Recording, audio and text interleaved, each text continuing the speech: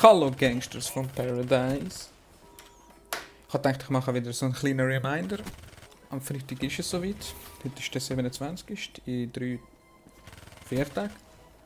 31 ist, oder? Warte, stopp. In 3 Tagen haben wir Stream. Am 31. ist Silvester. Macht schön Alkohol parat. Daran denken, ich kann nur sagen, so sieht es aus. Und ja. Ihr seht nochmal alle Infos hier auf dem Bild. Und wahrscheinlich werden wir am Freitag nochmal ein Video machen. So ein kleines, so ein kurzes. Ey, es ist soweit. Es geht einfach darum, dass ihr daran denkt, dass es dann losgeht. Und wir sind jetzt alles am Vorbereiten, so gut es geht. Praktisch noch nichts vorbereitet, aber hey, who gives a fuck, wir machen es einfach. Danke, Freitag 30. am 5 Uhr geht es los. Ihr könnt natürlich auch später kommen. Ist eigentlich nicht so das Problem, solange ihr nicht zu spät kommt. Also wer jetzt unbedingt zum Beispiel den Nintendo 64 will gewinnen, dann müsst ihr eigentlich relativ früh dabei sein. Wer einfach ein paar Games will absnacken, soll sich ein bisschen informieren, damit er auch gewisse Fragen kann beantworten kann. Und ja, muss ich irgendetwas sagen.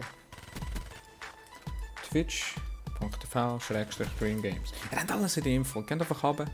Oder ihr seht jetzt da oben so eine Einblendung. Was auch immer, scheißegal, ihr werdet das schon wohl finden, wenn nicht, dann selber die Schuld.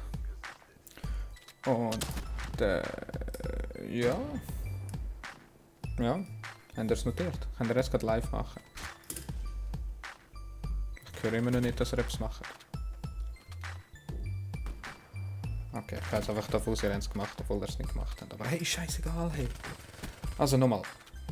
30.12.16. in 3 Tagen. Dann am 5.